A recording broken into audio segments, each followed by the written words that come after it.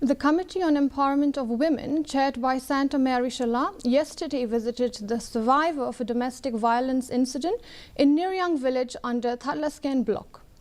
She was accompanied by committee member Adalbert Nongrum, Jawai MLA Waidlatmiki Shala and officials from the Meghalaya Legislative Assembly Secretariat.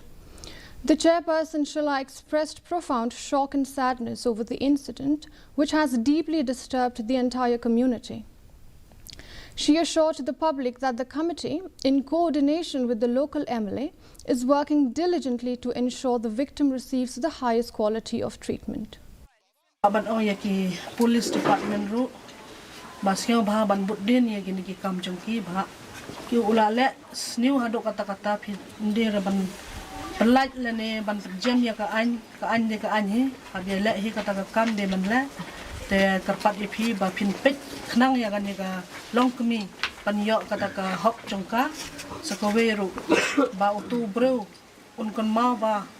ude ban yo kata ka punishment. The Department of Tourism